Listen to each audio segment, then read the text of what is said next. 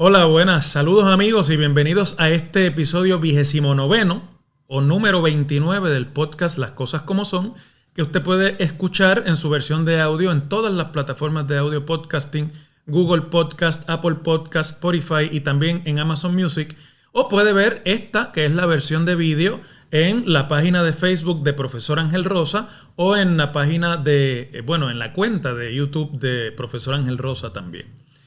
Antes de empezar con el tema de hoy, quiero tomarme 2 minutitos de privilegio personal, porque hace un par de días en un programa de radio, el ex candidato independiente a la gobernación, Eliezer Molina, hizo unas declaraciones falsas sobre mi trabajo en las redes sociales y mi trabajo en la Universidad de Puerto Rico. Eliezer, que se ha convertido en portavoz del proceso huelgario en la Universidad de Puerto Rico, y ante los reparos que yo he estado expresando en términos de la utilidad y los resultados que puede generar la huelga universitaria recientemente convocada y declarada en algunos recintos contra la aprobación del proyecto 1003 de la Cámara, dijo en una entrevista que yo tenía un canal de YouTube para darle clases a mis estudiantes y que eso era una violación ética porque yo monetizaba de ese trabajo. Evidentemente, cuando usted tiene la mente corrupta, pues tilda de corrupto a todo el mundo. Y eso es lo que pasa aquí en el caso de Eliezer Molina. Este canal que yo tengo en YouTube y en Facebook y en otras plataformas no es para darle clase a mis estudiantes. Mis estudiantes toman clase a distancia a través de la plataforma de Moodle de la Universidad de Puerto Rico, que es una plataforma institucional.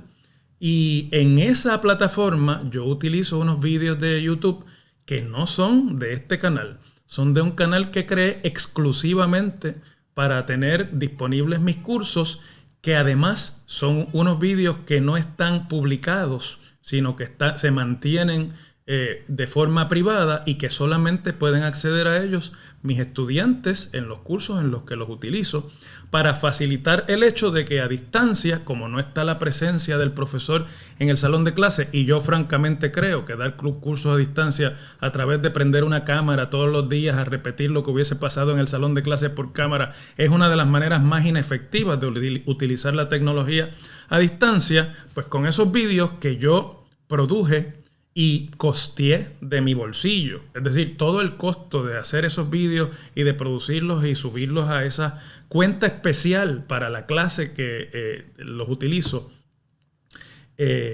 lo pagué yo. No tiene ni el movimiento ni el tráfico para monetizar de ninguna forma el uso de esos vídeos. De manera que quería dejar eso claro, porque vivimos en un mundo en el que, como se duda de todo el mundo, o cuando se carece de argumentos de peso para uno rebatir los argumentos que otra persona está haciendo sobre algún problema, se escoge entonces el proceso de ir a sus asuntos personales o a sus asuntos profesionales para tratar de confundir o para tratar de arrojar fango contra esa persona y de esa manera tratar de la forma en que se pueda, ¿no?, de devaluar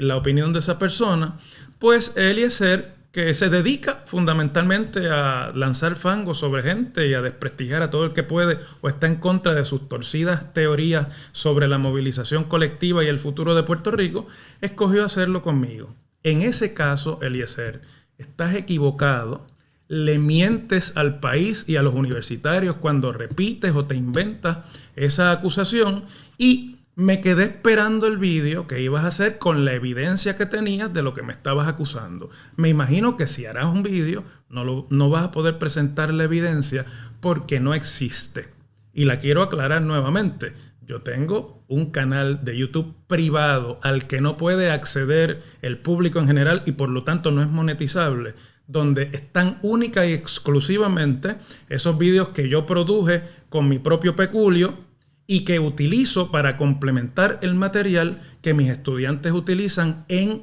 la estructura y en la plataforma de educación a distancia que es propiedad de la Universidad de Puerto Rico, para la cual yo me capacité como educador a distancia en la propia universidad y que utilizo para la enseñanza y el proceso de enseñanza y aprendizaje de varios de mis cursos en el recinto de Mayagüez de la Universidad de Puerto Rico. Aclarado ese tema, entonces vamos hoy a lo que quiero discutir con este podcast. Se aprobó en el Senado por un voto el proyecto de la Cámara 1003, que es el proyecto que viabiliza el plan de ajuste de la deuda de Puerto Rico. Había ocurrido todo un debate alrededor de esta pieza legislativa en las pasadas semanas por un solo asunto en particular. Ese proyecto, que incluye de forma legislada los acuerdos a los que la Junta de Control Fiscal había llegado con los acreedores y los bonistas del gobierno de Puerto Rico, de la deuda del gobierno central, quiero aclarar, esta no es la deuda de las corporaciones públicas, esta no es la deuda de Cofina, esta no es la deuda de los municipios, es la deuda del gobierno central, la que se llama la deuda constitucional, cuyo pago estaba garantizado en la Constitución de Puerto Rico antes de la ley promesa. Pues ese proyecto de ley necesita la aprobación legislativa, entre otras cosas, porque parte del acuerdo entre la Junta y los bonistas es el intercambio de algunos de esos bonos tóxicos por nuevos bonos de Puerto Rico, lo que requiere una nueva emisión de deuda por parte del gobierno de Puerto Rico con los términos del acuerdo. Y la emisión de deuda por parte del gobierno de Puerto Rico es un poder privativo exclusivo de la Asamblea Legislativa. Por lo tanto, para habilitar esos bonos hacía falta la legislación. Además de eso, incluye un pago adelantado de $7,000 millones a los bonistas y además unos acuerdos de que si en el futuro mejorase la circunstancia de los recaudos y fiscal de Puerto Rico, los bonistas podrían negociar pagos adicionales a los que están estipulados en esas dos partes del acuerdo. La píldora venenosa, el problema surgió alrededor de esa nueva emisión de bonos, porque la legislatura, que responde obviamente a los intereses políticos, son funcionarios electos, y así es en el mundo entero cuando usted incluye en los procesos a funcionarios que dependen del voto popular, decidieron utilizar la aprobación de esta nueva emisión de bonos como parte del plan de ajuste, como la manera en la que iban a garantizar que la Junta de Control Fiscal no pudiese recortar las pensiones de los retirados del gobierno de Puerto Rico, ni congelar los beneficios de aquellos empleados que están activamente trabajando y cotizando al sistema de retiro y que aún no se han retirado. Esa provisión, obviamente, ha sido peleada. La Junta de Control Fiscal se ha opuesto a esa condición que la legislatura de Puerto Rico incluyó en su proyecto de habilitación e inmediatamente la discusión giró alrededor de si, primero, la legislatura de Puerto Rico podía hacer esto y segundo, si la inclusión de esta prohibición en el plan de ajuste lo haría inconfirmable. ¿Qué quiere decir inconfirmable? Pues que los acreedores y los bonistas de Puerto Rico, al ver una provisión como esa en la legislación que habilita una nueva deuda que le van a intercambiar a ellos por la deuda tóxica que poseen, pensaron y se oponen y por lo tanto no estén de acuerdo y no acepten las condiciones de lo negociado que tiene que ser presentado ante el tribunal en la sala de la jueza Swain a principios del mes de noviembre. Luego de una reunión el domingo, me parece que fue cerca de la primera semana de octubre, voy a tratar ahora de buscar mientras les hablo esa fecha exacta, el domingo 10 de octubre, hubo una reunión en la que el gobernador, los presidentes legislativos y el presidente de la Junta de Control Fiscal acordaron que a esa legislación y que en esa enmienda en particular que se había incluido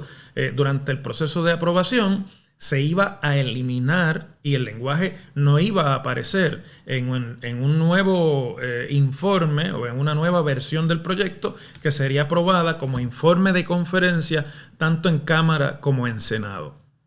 Y en efecto, la legislación que ya había sido aprobada en Cámara y Senado, pero que tenía unas enmiendas que la mantenían en un comité de conferencia, precisamente porque el Senado cambió dramáticamente el proyecto que llegó de la Cámara, pues regresó a la legislatura y el lenguaje que trancaba el tema de la emisión, si había cambio a las pensiones, fue eliminado. Eso provocó que los votos para aprobar esa segunda versión del proyecto en informe de conferencia en el Senado de Puerto Rico no estuvieran. Recuerden que en el Senado de Puerto Rico, en este cuatrienio,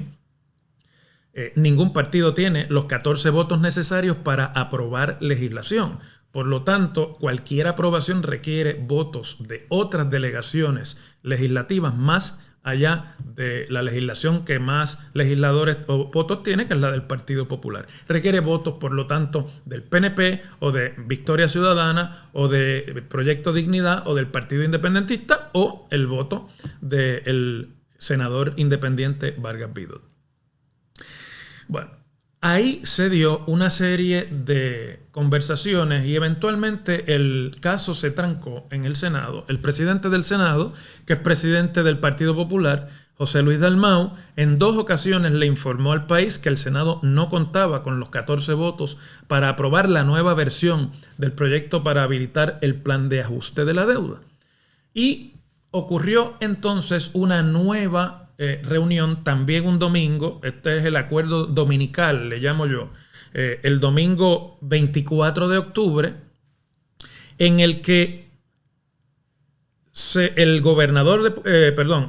presidente de la Cámara de Representantes y los miembros del Senado, tanto del Partido Popular como del Partido Nuevo Progresista, se reunieron para tratar de encontrar un lenguaje que les permitiera conseguir los 14 votos. A esa reunión del 24 de octubre no acudió el presidente del Senado, José Luis Dalmau, que ya me parece a mí había tirado la toalla en cuanto a seguir tratando de conseguir los 14 votos o por lo menos los 12 votos de su delegación del Partido Popular Democrático. El acuerdo entre el presidente de la Cámara, Rafael Tatito Hernández, los miembros del PNP y los miembros del Partido Popular en el Senado se convirtió en un nuevo lenguaje que básicamente restituía los cambios anteriores al proyecto y nuevamente volvía a traer la ficha de tranque de que no hay emisión si hay posibilidad de recorte de las pensiones. En esa reunión del 24 no estuvo presente el gobernador, estuvo presente el secretario de Estado, que también es el director ejecutivo de la agencia fiscal del gobierno de Puerto Rico, la agencia también de asesoría financiera y fiscal del gobierno de Puerto Rico, Marrero. Y se llegó a un acuerdo, luego de lo cual se estampó la firma de todos los líderes presentes y una delegación compuesta por el portavoz PNP Tomás Rivera Chats, por el presidente cameral Tatito Hernández y por Omar Marrero y el presidente de la Comisión de Hacienda de la Cámara, Jesús Santa, así como el portavoz alterno del PNP, Carmelo Ríos, acudieron al hogar del presidente del Senado en Caguas para llevarle el lenguaje y para obtener su firma en el acuerdo y en el documento. Dalmau firmó y de ahí surgió una famosa foto que ha estado viral en las redes sociales de este grupo y que ha sido muy utilizada por los grupos opuestos al plan de ajuste para señalar que este es un contubernio de populares y PNP. La Cámara de Representantes inmediatamente el martes refrendó el proyecto de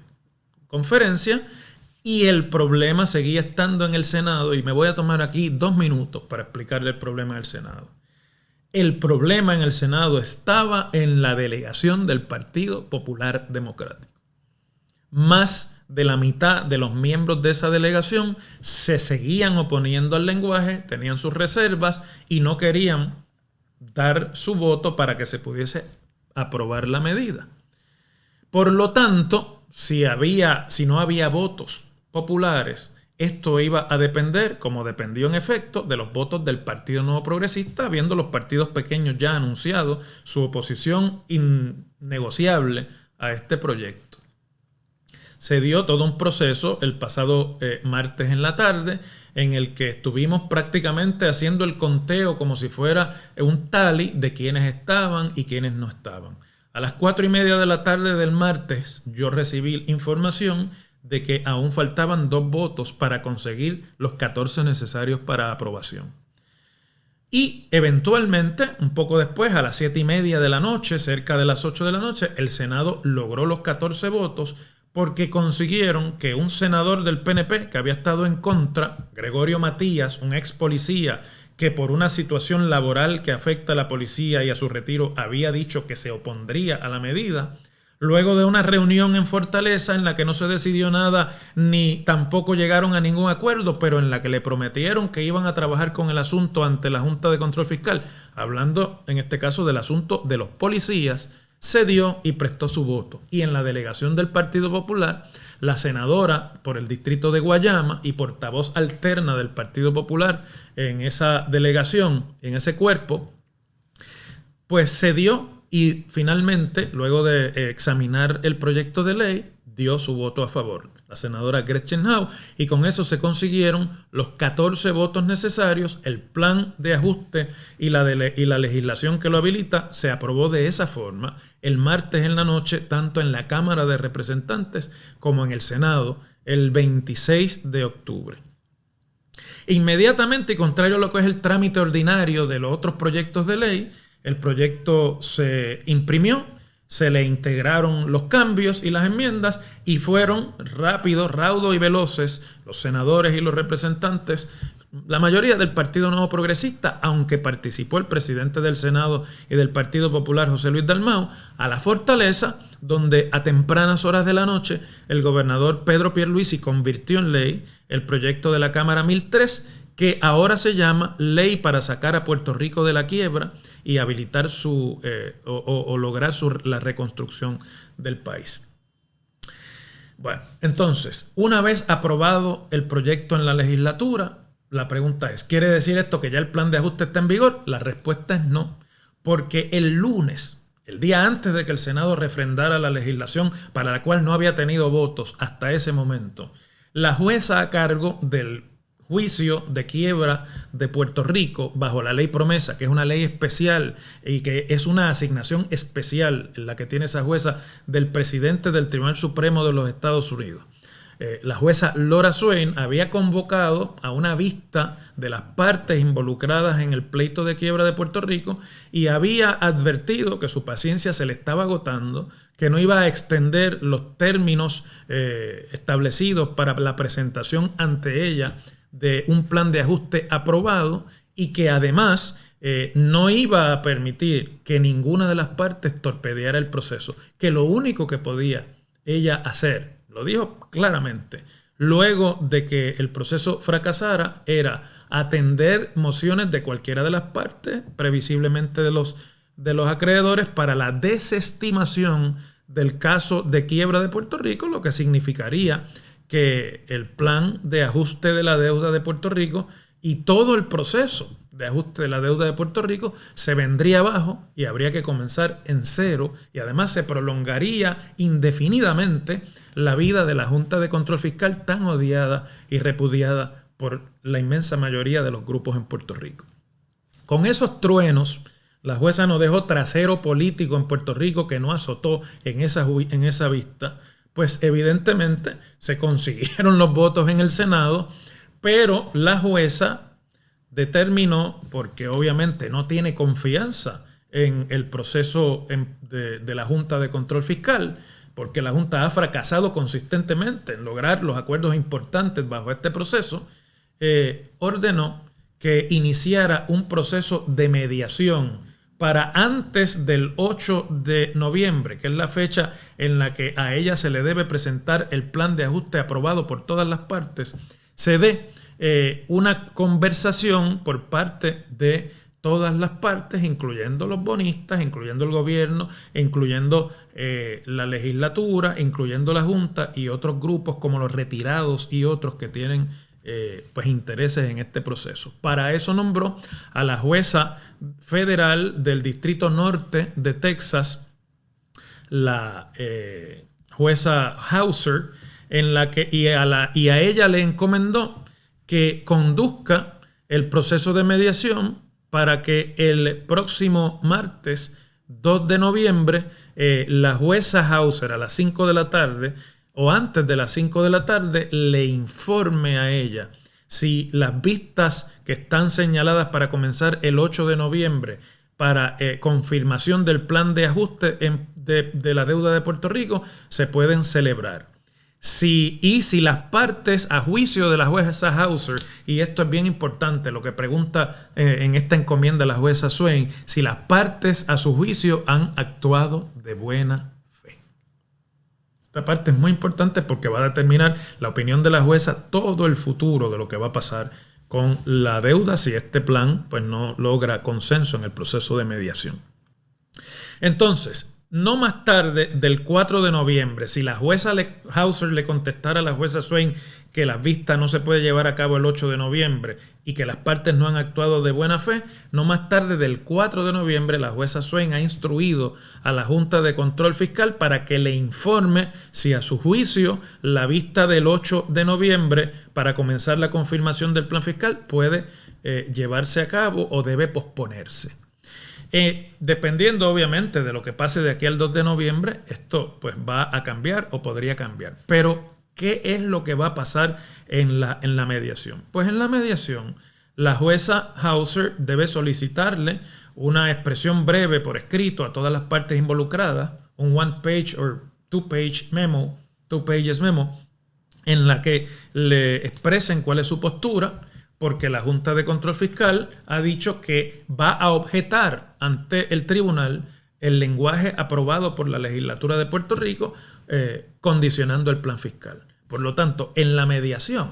lo que va a pasar es que la jueza Hauser le va a preguntar a la Junta, le va a preguntar al gobierno, le va a preguntar a los diferentes grupos de bonistas y a sus abogados cuál es su postura. Luego de que esa información le llegue y ella la lea, se va a reunir con cada uno de estos grupos en privado, porque la mediación ordenada es confidencial, no puede compartirse públicamente ni en la prensa. Y le va a preguntar, sencillamente, leí tu memo, de lo que está ahí. Yo pienso que lo que se puede lograr es esto, pienso que estás débil en esta otra parte, esto es un buen punto, esto creo que no se va a sostener. Y la pregunta más importante que le va a hacer es, ¿qué de todo esto es lo que tú no estás dispuesto a ceder o no estás dispuesto a negociar? A cada uno de los grupos. Cuando ella tenga esa información, entonces va a constituir otras rondas de conversaciones, puede entre ellas ordenarle a las partes que hablen entre sí, para, pues si los ve que están cercanos al acuerdo, les puede pedir, hablen entre ustedes y traten de ponerse de acuerdo. Es decir, todo lo que es un proceso de mediación. Si el proceso es exitoso y se logra la mediación, el plan de ajuste de la deuda será presentado ante la jueza Swain el día 8 de noviembre, pero lo que quiero compartir con ustedes aquí es que no necesariamente ese plan de ajuste que surge del proceso de mediación va a incluir todos los puntos que la legislatura de Puerto Rico y el gobernador pidieron en la legislación que fue firmada y fue aprobada el pasado martes. Por lo tanto, el plan podría cambiar y la jueza podría tener ante sí una nueva propuesta de plan fiscal. Si la mediación se viene al piso, si no funciona y por lo tanto el proceso de reestructuración se va al piso, entonces lo que podría ocurrir, y lo más seguro que puede ocurrir, es que la jueza le va a pedir a la Junta de Control Fiscal que le argumente, como ya ha adelantado la Junta que quiere hacer, cómo se pueden conseguir modos alternos de un nuevo plan de ajuste o de conseguir el plan de ajuste sin la participación de la legislatura de Puerto Rico. Lo que me hace a mí pensar que la Junta ya ha entrado en conversaciones con algunos de los bonistas para, en vez de utilizar bonos como instrumento de intercambio para sustituir deuda tóxica por deuda nueva, se está pensando en algún otro tipo de instrumento que existe en el mercado financiero y que por no ser emisión de bonos no necesita la confirmación de la legislatura de Puerto Rico. Todo esto está abierto obviamente a las posibilidades de lo que ocurra allí. Pero finalmente, si el plan de ajuste que llega y si el proceso de mediación funciona, llega un plan de ajuste ante la jueza Swain el día 8 y en lo sucesivo en su discusión distinto al que aprobó la legislatura de Puerto Rico, lo importante aquí a saber es que la legislatura de Puerto Rico, una vez aprobó ayer el proyecto y el gobernador lo firmó, no vuelven a tener participación más en este proceso, porque el proceso ahora queda totalmente en manos de la jueza, de los bonistas y de la Junta a nombre del gobierno de Puerto Rico. Por lo tanto, el 26 de octubre, a la hora en que se aprobaron los proyectos y lo firmó el gobernador en Cámara y Senado, terminó la participación de la clase política puertorriqueña en este último episodio de la deuda y de la reestructuración de la deuda de Puerto Rico. Yo pienso que en algún punto medio de todo lo que les acabo de explicar va a estar la solución. Yo no creo que la Junta va a comprar todo lo aprobado, pero si lo comprase, pues se resolvería el problema inmediatamente, porque no haría falta el proceso de mediación a menos que lo soliciten los bonistas. Si no fuera así, el proceso de mediación tendrá que llevarse a cabo y produciría resultados para los cuales no necesariamente estemos preparados en Puerto Rico, y mucho menos para la falta de participación del pueblo de Puerto Rico en este proceso, que es lo más traumático aquí. Evidentemente estamos bregando con una ley especial habilitada para que las colonias de los Estados Unidos puedan salir de problemas financieros y reestructurar su deuda. Es una nueva ley, no tiene precedente, aunque usa de guía las leyes de quiebra federales ya existentes, y por lo tanto el proceso que se ha diseñado siempre tiene una salida de escapatoria para los representantes del Congreso en el proceso, que es la Junta, para que se pueda imponer, como es dictaminado por la Constitución de los Estados Unidos en su cláusula territorial, el poder plenario del Congreso de los Estados Unidos en el gobierno de los territorios. Y yo creo que subyacente a todo esto, yo he estado observando, y con esto termino, toda la actividad que se ha dado alrededor de la discusión de este plan, que ya es el último episodio sobre después de casi 5 años de reestructuración de deuda. Y me parece que el problema fue que todas las partes en Puerto Rico aceptaron el tratamiento que la ley promesa le dio a Puerto Rico, aceptaron el argumento constitucional sin discusión de que el Congreso podía hacer lo que hizo con la ley promesa, unos por una razón y otros por otra. Ninguno de los grupos políticos, ni de derechas, ni de izquierdas, ni populares, ni PNP, ni independentistas, ni socialistas, ni nadie, ni sindicatos, se atrevieron a impugnar ante el tribunal la constitucionalidad de la ley promesa por miedo a que fuera a producir una validación constitucional más, un caso insular más, para validar la situación colonial de Puerto Rico. Y ahora todo el mundo pensó que en el camino y en el proceso y en los detalles tenían la ficha del tranque para ganar. Y el proceso, el camino y los detalles estaban diseñados, como en efecto ha ocurrido, para que ganen los poderes que son. Y los poderes que son no son del pueblo de Puerto Rico. Muchísimas gracias por su atención en este podcast, y voy a tomarme un descanso de una semana porque voy a salir de Puerto Rico en los próximos días, pero Dios mediante estaré nuevamente con ustedes en 2 semanas para continuar esta conversación que tenemos semanalmente en el podcast de Las Cosas Como Son. Hasta entonces, saludos a todos.